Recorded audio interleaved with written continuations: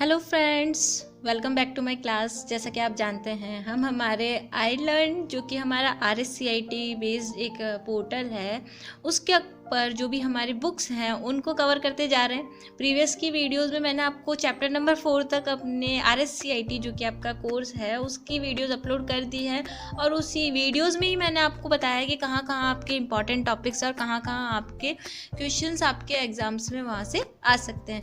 बहुत ही simple language में आपको समझाने के सारे चैप्टर्स और टॉपिक्स कवर करने की कोशिश कर रही हूँ और आई होप आपको समझ में आ भी रही होंगी। ठीक है, तो जैसा कि आप जानते हैं हमारा 4 नंबर तक का चैप्टर हो गया है। अब हमें इसके आगे के चैप्टर्स कवर करना है जो कि है हमारा चैप्टर नंबर 5।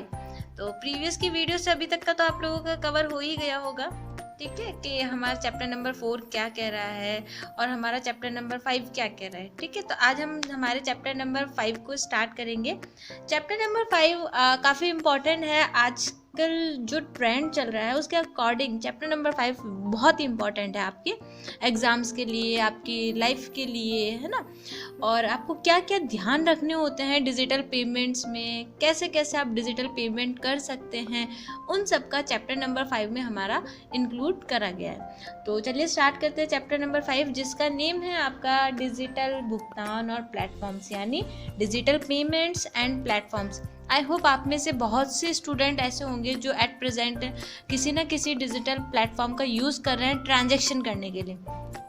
ट्रांजैक्शन यानी आप मनी ट्रांसफ़र कर रहे हैं, आप किसी से फंड रिसीव कर रहे हैं, सेंड कर रहे हैं मनी, तो ये सब किस में आ जाएगा, आपके डिजिटल ट्रांजैक्शंस के अंडर में ही आ जाएगा। तो चलिए स्टार्ट करते हैं चैप्टर नंबर 5। सबसे पहले देखते हैं डिजिटल पेमेंट्स एंड प्लेटफॉर्म्स, जिसमें ऑनलाइन बैंकिंग का आपके दिया गया है। उसके बारे में हम देख लेते हैं कि ऑनलाइन बैंकिंग आखिर है क्या। ऑनलाइन बैंकिंग एक इलेक्ट्रॉनिक प्रणाली है। ठीक है, सिंपल सा है, सभी जानते हैं कि ऑनलाइन बैंकिंग क्या है। एक इलेक्ट्रॉनिक मेथड है जो फाइनेंशियल इंस्टीट्यूशन के लिए कस्टमर्स को संस्थान द्वारा संचालित वेबसाइट पर फाइनेंशियल ट्रांजैक्शंस, फॉर एग्जांपल खातों में अगर आपको भुगतान करना, आपके अकाउंट्स में पेमेंट करना हो, रोज़मर्रा के बिलों का भुगतान करना हो, इंश्योरेंस प्रीमियम का पेमेंट करना है, बैंक स्टेटमेंट आदि की अनुमति लेनी हो, और इसी तरह रिटेल, वर्चुअल और फाइनेंशियल ब्रोकर्स हैं उनसे रिलेटेड अगर आपका कोई वर्क है तो वो सब किस में आ जाता है, आपके ऑनलाइन बैंकिंग के अंडर में आ जाता है। यानी एक तरीके से देखा जाए तो किसी भी तरह के का मनी ट्रांसफ़र आप ऑनलाइन मीडियम का यूज़ करते हुए या किसी न किसी डिजिटल टेक्निक का यूज़ करते हुए आप ट्रांजैक्शन कर रहे हैं तो किस में आता है, आपके ऑनलाइन बैंकिंग, ऑनलाइन कैटेगरीज में, ऑनलाइन ट्रांजैक्शन की कैटेगरीज में आ रहा है। आई होप आपको समझ में आया होगा कि इस चैप्टर में आपके आगे क्या क्या होगा।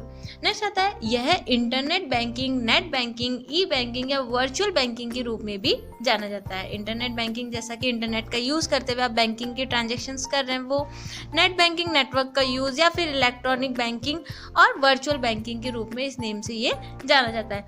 लगभग सभी बैंक और वित्तीय संस्थान अपने ग्राहकों को ऑनलाइन बैंकिंग सुविधा प्रोवाइड करवाते हैं। ठीक है, नॉर्मली आपने देखा होगा अगर SBI का आपका अकाउंट है तो आपको योनो बैंक एप्लीकेशन मिलेगी, योनो एप्लीकेशन मिलेगी। इसी तरह ICICI का है तो उसका आपको अलग पॉकेट मिलेगा, आपको ट्रांजैक्शन करने के लिए अलग एप्लीकेशन मिलेगी। यानी हर तरीके के बैंक आपको ऑनलाइन ट्रांजैक्शन के लिए फैसिलिटी प्रोवाइड करवा रहे हैं। यह पारंपरिक बैंकिंग सिस्टम से अलग है जहां ग्राहक अपनी सेवाओं का उपयोग करने के लिए बैंक शाखा में जाते थे।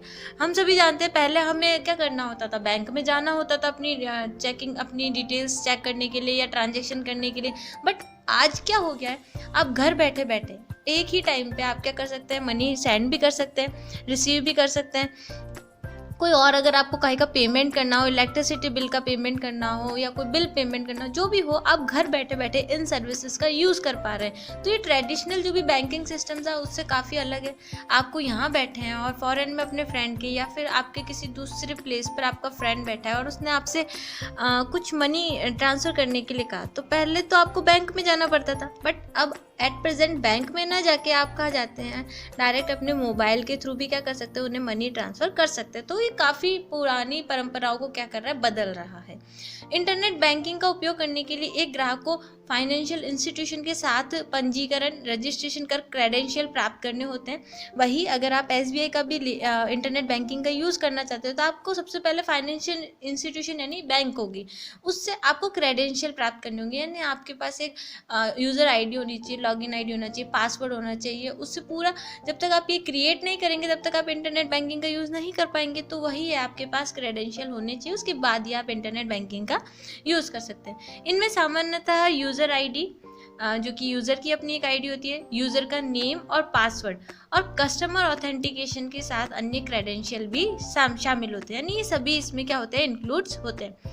आज एक सिक्योर वेबसाइट का उपयोग करने के अलावा ट्रांजैक्शन को सुरक्षित बनाने के लिए वित्तीय संस्थाओं द्वारा OTP, इम्पॉर्टेंट है, OTP की फुल फॉर्म, OTP ग्राहक के रजिस्टर्ड मोबाइल नंबर पर भेजा गया एक उपयोग के लिए किया जाता है। यानी आज आप देखते होंगे, आप मनी भी विड्रॉल करने जाते हैं, डिपॉजिट करने जाते हैं तो आपको एक OTP मिलता है। तो OTP इसलिए सिक्योरिटी के पर्पज से कि जो ये ट्रांजैक्शन कर रहा है पर्टिकुलर पर्सन, क्या वो वही ऑथेंटिक पर्सन है जिसका अकाउंट है, क्या वो वही पर्सन है जो मनी ट्रांसफ़र कर रहा है वो उसी का अकाउंट है। तो इन सभी के लिए क्या वेरिफिकेशन के लिए क्या जाता है, उसके रजिस्टर्ड मोबाइल पर एक पिन नंबर भेजा जाता है जिसको एंटर करने के बाद ही उसके अकाउंट से डेबिट होता है या क्रेडिट होता है, डेबिट होता है, ठीक है।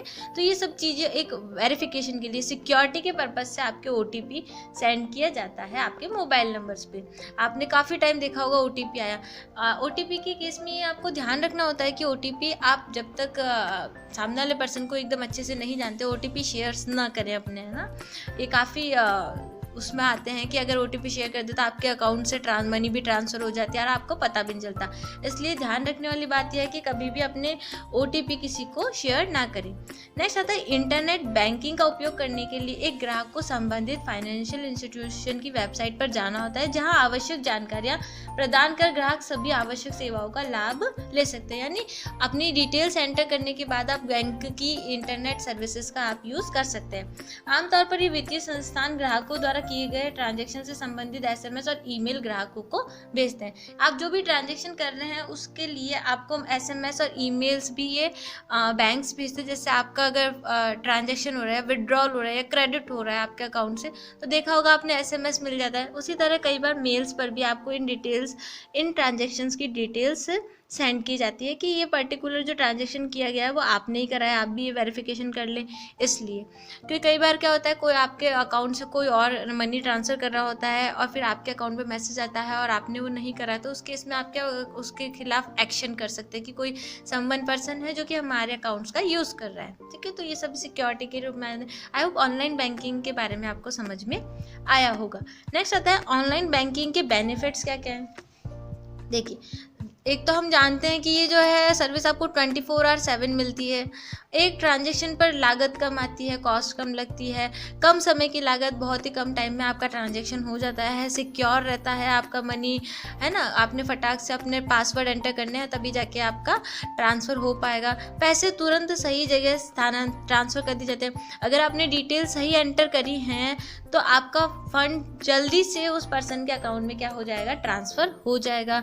घर से बैठे बैठे यूटिलिटी बिल भरना और अन्य सेवाओं का लाभ लेना। आप घर में बैठे बैठे ही यूटिलिटीज़ बिल, जैसे कि आपकी इलेक्ट्रिसिटी, फोन्स, वाटर बिल, इन सबको क्या कर सकते हैं, घर बैठे बैठे ही फिल कर सकते हैं इन ऑनलाइन सुविधाओं के थ्रू।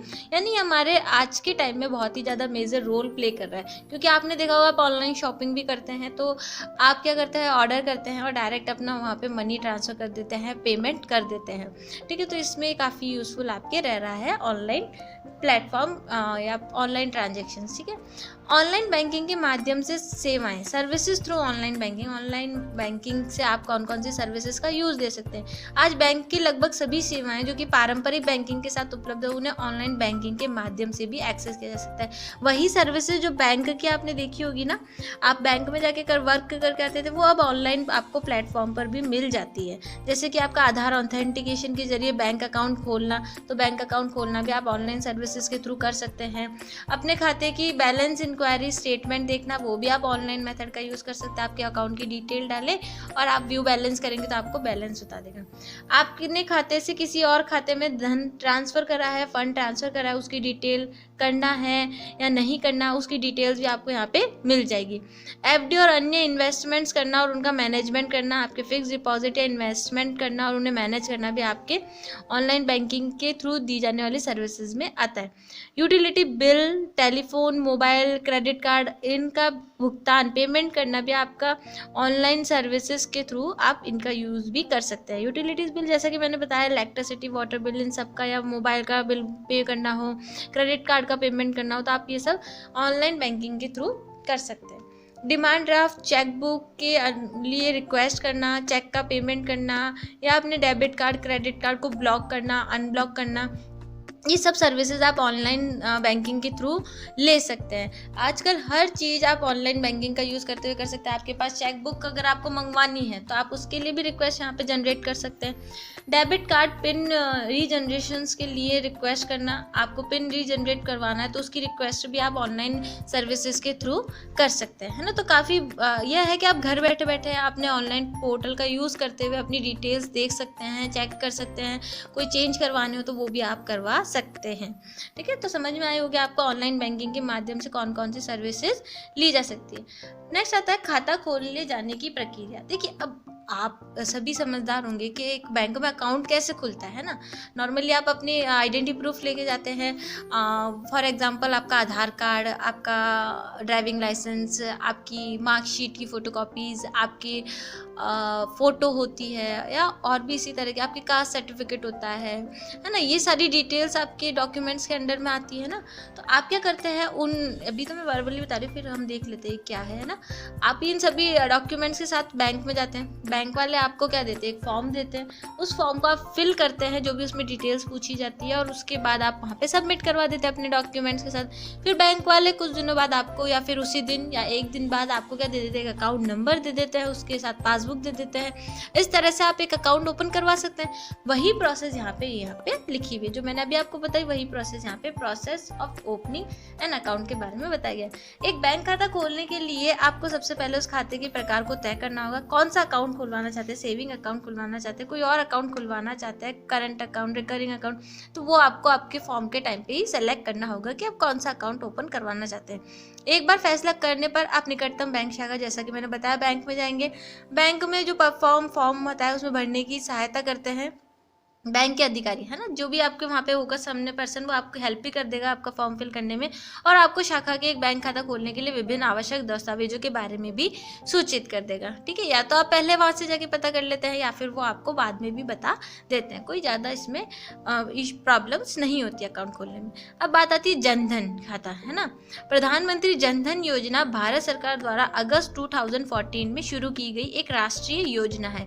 तो ये आपके इम्पॉर्टेंट है कि जनधन खाता की शुरुआत कब की गई, ये करी गई है अगस्त 2014 में, और जिसका उद्देश्य ये सुनिश्चित करना है कि भारत के आर्थिक रूप से कमजोर वर्गों तक वित्तीय services, financial services, savings, deposit, remittances, credit, insurance, pension इत्यादि अफोर्डेबल मैनर्स में पहुंचे, है ना। ये सभी सर्विसेज अफोर्डेबल यानी कम लागत में उन तक पहुंच जाए, हर पर्सन तक। जो भी उनकी सेविंग्स है उस पर ज़्यादा वो ना लगे, कोई अगर कहीं से डिपॉजिट होना है उनके तो जल्दी से हो जाए, कोई क्रेडिट होना है, कोई और भी किसी भी तरह की पेंशन है डायरेक्ट उनके अकाउंट में है, उसको ध्यान में रखते हुए ही कमजोर वर्ग के लोगों के लिए ये जनधन अकाउंट हमारा अगस्त 2014 में ओपन करा गया था। प्रधानमंत्री जनधन योजना के तहत खाते खोलने के लिए आवश्यक डॉक्यूमेंट्स, अब आप वही जो मैंने भी यहाँ बताया आपको डॉक्यूमेंट्स कौन कौन से चाहिए, उन्हीं को यहाँ पे थोड़ा डिटेल में दिया गया है, हम शॉर्ट में पढ़ लेते हैं। यदि आधार कार्ड संख्या उपलब्ध है तो दस्तावेजों की आवश्यक नहीं है, अन्य दस्तावेजों की आवश्यक नहीं है। ये कुछ में ही होता है, बाकी में डॉक्यूमेंट्स आपसे मांगते हैं ना। तो अगर आप कई जगह आधार कार्ड भी वैले वर्क कर जाता है, तो अगर आपके पास आधार कार्ड से वर्क हो रहा है तो आधार कार्ड लगाए, नहीं तो और भी डॉक्यूमेंट्स आपको अटैच करने होंगे, ये बैंक वाले आपको बता देते हैं।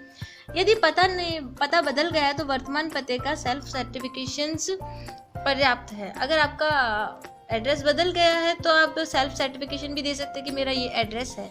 सेकंड पॉइंट, यदि आधार कार्ड उपलब्ध नहीं है तो निम्नलिखित में से कोई भी आपका वैलिड दस्तावेज में आ सकता है, जैसे मतदाता पहचान पत्र, वोटर आईडी कार्ड, आपके driving licence, PAN card, passport और नरेगा कार्ड्स। ये कार्ड्स भी क्या कर सकते हैं आप डॉक्यूमेंट्स के रूप में यहाँ पे अगर आधार नहीं है तो अटैच कर सकते हैं।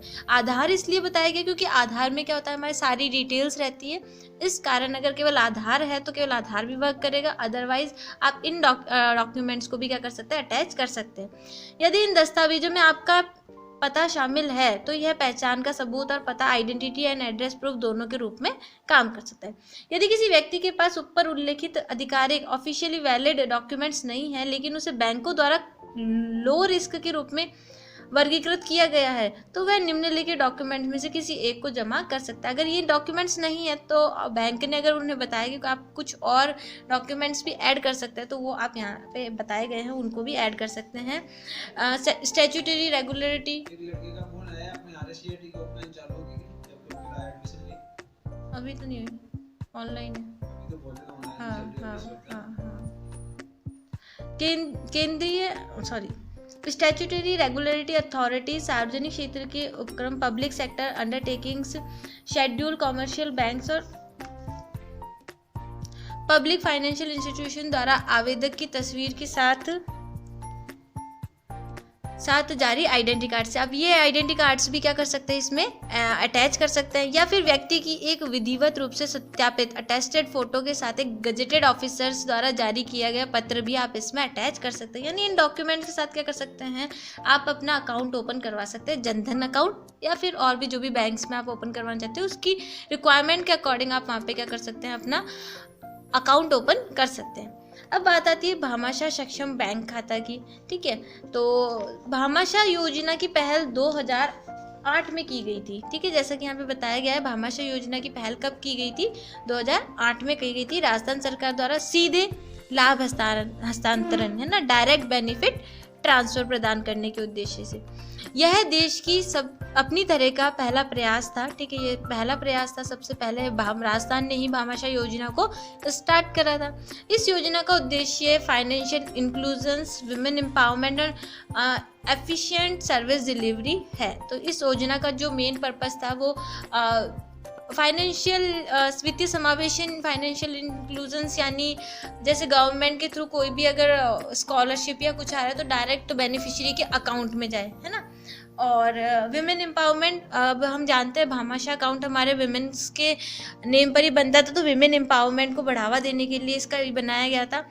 एफिशिएंट सर्विस डिलीवरी, हर तरह की सर्विसेज को इफेक्टिवली जो भी बेनिफिशियरी उसके अकाउंट में ट्रांसफ़र करवाना, इन सब के उद्देश्य के लिए भामाशाह योजना का शुरुआत किया गया था और ये 2008 में बनाया गया था।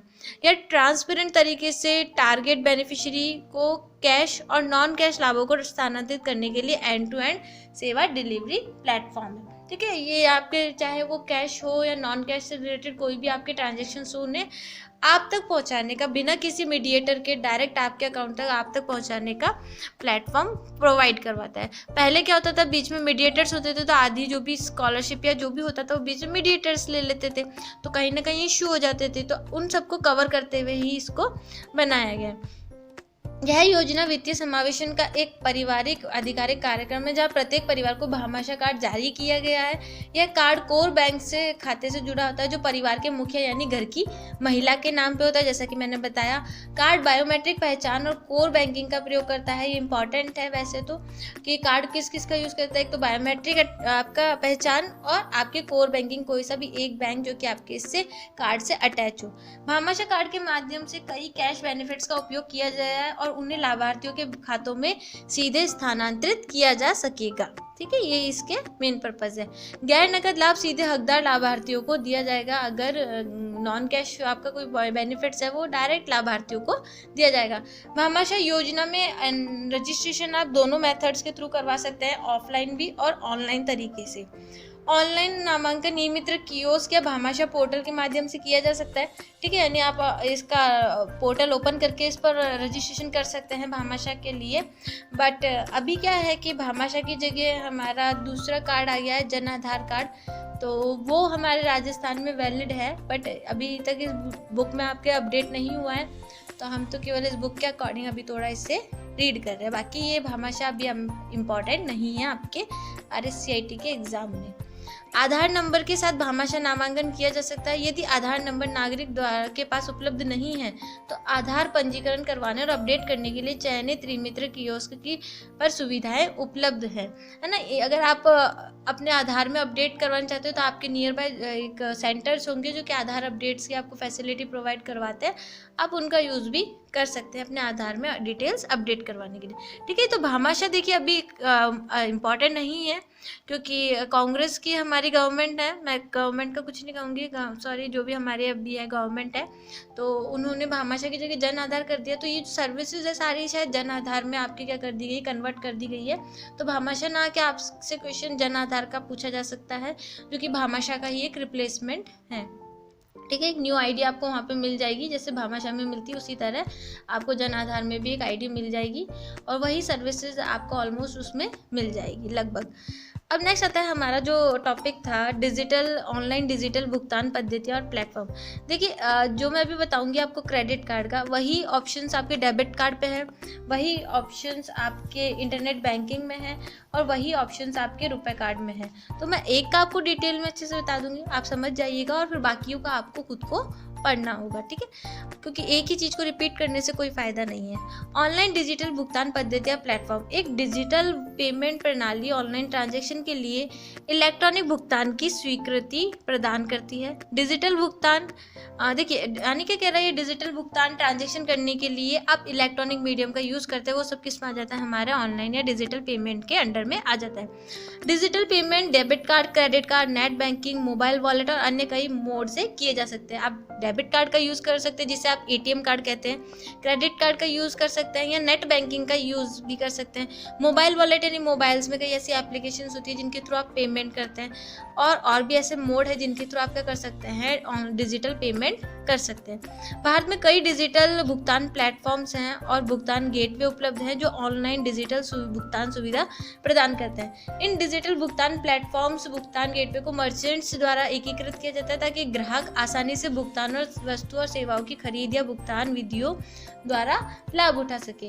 इस खंड में हम क्रेडिट कार्ड, डेबिट कार्ड, रुपए कार्ड, POS मशीन का वर्णन करेंगे। हम और भी टॉपिक्स के बारे में बात करेंगे इसमें ना। तो यानी आप समझ गए कि ऑनलाइन डिजिटल पेमेंट्स में क्या होता है, हमारे पास कोई ना कोई प्लेटफॉर्म होना चाहिए जिसके थ्रू हम घर बैठे इंटरनेट का यूज़ करते हुए किसी भी पर्सन को क्या कर सकते हैं, मनी ट्रांसफ़र कर सकते हैं। ठीक है, अब आता है हमारा इसमें सबसे पहला क्रेडिट कार्ड। देखिए क्रेडिट कार्ड के बारे में बताऊंगी, वैसा आपके डेबिट कार्ड का है, रुपए कार्ड का है। तो आप एक पर ध्यान अच्छे से देंगे तो आपको बाकी के समझ में आ जाएंगे, उन्हें केवल आपको पढ़ने की ज़रूरत ही रहेगी। अब बात करते हैं क्रेडिट कार्ड। देखिए डेबिट कार्ड और क्रेडिट कार्ड में डिफरेंस होता है। क्रेडिट कार्ड में आपको ओवरड्राफ्ट की सुविधा मिल जाती है, अगर आपके अकाउंट में बैलेंस नहीं है तब भी आप क्रेडिट कार्ड के थ्रू क्या कर सकते हैं, पेमेंट कर सकते हैं। बाद में जब भी आपके अकाउंट में बैलेंस हो आप क्रेडिट कार्ड का भुगतान कर सकते हैं, है ना। बट डेबिट कार्ड में आपको ये फैसिलिटी नहीं मिलती, जितना भी आपके अकाउंट में अमाउंट होता है उतना ही आप खर्च कर सकते हैं। अब पढ़ते हैं क्रेडिट कार्ड एक छोटा सा प्लास्टिक कार्ड है। हाँ, एक क्वेश्चन आ सकता है कि प्लास्टिक कार्ड कौन कौन से होते हैं। तो जो भी आपके क्रेडिट कार्ड, डेबिट कार्ड, रुपए कार्ड, ये जो कार्ड्स होते हैं ये सब किस में आते हैं, आपके प्लास्टिक मनी की कैटेगरी में आते हैं। तो क्रेडिट कार्ड एक छोटा सा प्लास्टिक कार्ड है जिसे किसी बैंक या किसी वित्तीय संस्थान द्वारा जारी किया जाता है ना। जैसा कि कोई भी बैंक आपको क्रेडिट कार्ड इशू कर सकता है, जिससे धारक सामानों या सेवाओं को क्रेडिट पर खरीद सकते हैं, यानी उधार पर खरीद सकते हैं। यह इलेक्ट्रॉनिक पैसे का सबसे आसान रूप है जो उपलब्ध है और आज अंतर्राष्ट्रीय स्तर पर इसका व्यापक रूप से यूज़ किया जाता है। बहुत से लोग आजकल अपने ट्रांजैक्शंस के लिए क्रेडिट कार्ड का वाइडली यूज़ कर रहे हैं। ठीक है, आपको समझ में आया ही होगा। एक क्रेडिट कार्ड से ऑनलाइन भुगतान के स्टेप क्या है। देखिए स्टेप सभी में सेम है, मैं फिर से बताऊंगी, स्टेप मोस्टली सभी में सेम है, एक जैसा ही मेथड है। तो मैं आपको क्रेडिट कार्ड के बारे में बता देती हूँ, बाकी आप अपने आप पढ़ लीजिएगा ना। भुगतान करते समय आपको भुगतान विधि, पेमेंट मेथड सर्च करना होगा कि आप क्रेडिट कार्ड से करना चाहते हैं, डेबिट कार्ड से करना चाहते हैं या किस कार्ड से करना चाहते हैं। ठीक है, आप किसी भी प्लेटफॉर्म पे अगर पेमेंट करेंगे तो आपको इस तरह का विंडो दिखेगा जिसमें आपको सेलेक्ट करना होगा कि आप क्रेडिट कार्ड का यूज़ करना चाहते हैं, डेबिट कार्ड का या नेट बैंकिंग का। ठीक है, तो आप अपने अकॉर्डिंग यहाँ से सेलेक्ट कर लेंगे। अभी हम क्रेडिट कार्ड पढ़ रहे तो हमने क्रेडिट कार्ड करा है, डेबिट कार्ड का पढ़ेंगे तब हम डेबिट कार्ड पे क्लिक कर देंगे, और हम नेट बैंकिंग का करना चाहेंगे तो इस पर क्लिक कर देंगे। ठीक है, उदाहरण वीज़ा कार्ड, मास्टर कार्ड, आपका जो भी कार्ड है वो आपको यहाँ पे सेलेक्ट करना पड़ेगा। यदि आपका कार्ड क्रेडिट कार्ड का प्रकार का लिस्टेड नहीं है तो मर्चेंट उस प्रकार के क्रेडिट कार्ड को स्वीकार नहीं करता। अगर यहाँ पे इन जो बताए गए कार्ड्स के ऑप्शंस होते हैं उनमें नहीं है तो मर्चेंट जो भी आपका मीडिएटर होगा वो इसको एक्सेप्ट नहीं करेगा आपके कार्ड को। अगर इससे रिलेटेड होगा तो आप अपनी डिटेल्स एंटर कर सकते हैं, अदरवाइज ये आपकी डिटेल्स एंटर करने नहीं देगा। सेकंड ऑप्शन होता है डिटेल्स एंटर करने के बाद ये सुनिश्चित करना होगा कि एड्रेस बार में लॉक प्रतीक और HTTPS है। HTTPS का अर्थ hyper text transfer protocol secure होता है। लॉक और HTTPS सुनिश्चित करते हैं कि जिस वेबसाइट पर आप उपयोग कर रहे हैं वह सुरक्षित है और सत्यापित है। मैंने मेरी प्रीवियस वीडियो में चैप्टर नंबर 4 में आपको बताया ही था कि किस तरह से आप देख सकते हैं लॉक का सिंबल और पैडलॉक देख सकते हैं। बस वही बता रहा है कि आप अपनी डिटेल्स उन्हीं साइट्स पर एंटर करें जहाँ पे आपको पैडलॉक या HTTPS शो होता है, अदरवाइज आपकी डिटेल्स हैक होने के चांसेस रहते हैं। ऑप्शन थर्ड, अपना नेम एंटर करें, क्रेडिट कार्ड दिखाई देता है।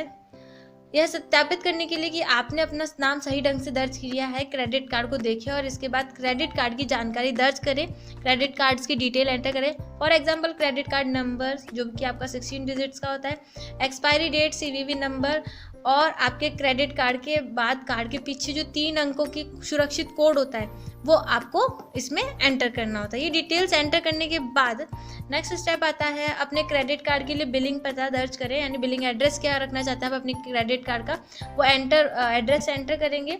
यह वह पता है जिस पर आप अपना क्रेडिट कार्ड स्टेटमेंट प्राप्त करते हैं, जहाँ पे भी ये उस एड्रेस है जहाँ पे आपको स्टेटमेंट मिलेगा कि आपने क्या ट्रांजेक्शन, कितने अमाउंट का, कब, किस दिन, कैसे करा था, ये स्टेटमेंट आपको इस एड्रेस पर मिल जाएगा। ध्यान दें कि यह पता शिपिंग एड्रेस से भिन्न हो सकता है। उदाहरण के लिए यदि आपकी स्टेटमेंट पोस्ट ऑफिस पर प्राप्त होते हैं लेकिन आप अपने ऑर्डर अपने घर पर भेजना चाहते हैं, तो अगर आप किसी को उपहार के रूप में भेजना चाहते हैं, ठीक है, तो यानी अलग अलग हो सकता है। ठीक है, शिपिंग एड्रेस अलग हो सकता है और आपका बिलिंग एड्रेस अलग अलग हो सकता है, वो आपको वहाँ पे एंटर करने होंगे अपने अकॉर्डिंग। फिर आता है फिफ्थ ऑप्शन, जब आप भुगतान बटन पर क्लिक कर दे पेमेंट पर तो आपको एक OTP मिलेगा आपके रजिस्टर्ड मोबाइल नंबर पे, जो कि ऑथेंटिकेशन के लिए होगा। ऑथेंटिकेशन पेज पर इस OTP को दर्ज करें और ट्रांजेक्शन पूर्ण करें। ट्रांजेक्शन के सफल समापन पर आपको एक ट्रांजेक्शन संदर्भ संख्या प्राप्त होगी। आपको इसे अपने संदर्भ उद्देश्य के लिए संभाल कर रखना होगा। आपके द्वारा किए गए भुगतान के साथ किसी भी तरह के मामले में यह उपयोगी हो सकता है। एक रेफरेंस नंबर आपको दिया जाएगा जिससे आप संभाल के रख सकते हैं। इन केस अगर आपका ट्रांजैक्शन प्रॉपर नहीं हुआ है तो आप उसका फ्यूचर रेफरेंस के लिए यूज में ले सकते हैं। तो ये था हमारा क्रेडिट कार्ड की डिटेल। अब डेबिट कार्ड, जैसा कि मैंने आपको बताया, ये हमारे बैंक के थ्रू दिया जाता है, जिसे हम ATM कार्ड भी कहते हैं। यह भी प्लास्टिक मनी का एग्जाम्पल है, बट इसके थ्रू क्या कर सकते हैं, जितना हमारे अकाउंट में बैलेंस होता है उतने तक का ही हम पेमेंट कर सकते हैं। इसमें हमें ओवरड्राफ्ट की सुविधा नहीं मिलती है। ठीक है, ये इसमें लिखा हुआ है। अब जो यहाँ पे प्रोसेस दे रखी है तो इसमें वही सेम प्रोसेस दे रखी है जैसे कि अभी हमने क्रेडिट कार्ड में देखी थी, तो आप उसको भी देख लेंगे तो ये भी वही है। आप इसमें भी वही सेम प्रोसेस है, आप पढ़ लेंगे तो आपको समझ में आ जाएगा। तो आप वीडियो स्टॉप करके इन पेजेस को पढ़ लें ताकि आपको समझ में आ जाए कि दोनों में ज़्यादा डिफरेंस नहीं है। वही सेम स्टेप्स जो क्रेडिट कार्ड के पेमेंट में थे वही आपके डेबिट कार्ड में। देन आता है आपका रुपए कार्ड। रुपए कार्ड किसका है, आपका रुपए और पेमेंट का कॉम्बिनेशन है। भारत के NPCI डिपार्टमेंट क्या करता है, इसको मैनेज करता है रुपए कार्ड को। और डेबिट कार्ड का एक भारतीय संस्करण, ये भी क्या है, एक तरह से डेबिट कार्ड है, यानी इसमें जितना अमाउंट होगा आपके अकाउंट में उतना ही आप इसके थ्रू पेमेंट कर सकते हैं। ठीक है, और इसमें भी वही डिटेल्स दे रखी है ना, जो आपको पहले दे रखी थी वैसी की वैसी डिटेल्स है। तो वीडियो पॉज करके आप इसको भी क्या कर सकते हैं, पढ़ सकते हैं। अगर इनमें आपको डाउट आता है तो आप मुझसे कमेंट बॉक्स में पूछ सकते हैं। सेम प्रोसेस है ऑलमोस्ट सभी की। ठीक है, तो जो भी आपके पिन नंबर्स होंगे, आपको डिटेल्स एंटर करनी है, आपके पिन नंबर्स होंगे वो एंटर कर देंगे, अमाउंट एंटर कर देंगे, देन आपका ट्रांजेक्शन हो जाएगा OTP आपको मिलने के बाद। ठीक है, तो मेरे ख्याल से आपको ये भी समझ में आ जाएगा। ये भी इसका स्टेटमेंट चेक करने की पूरी प्रोसेस बताई गई है। तो इनको आप लोग वीडियो पॉज करके एक बार देख लें, अगर डाउट आए तो आप मुझसे पूछ लीजिए। प्रोसेस सेम सी है इनकी लगभग। ठीक है, तो फिर आता है आपका नेट बैंकिंग।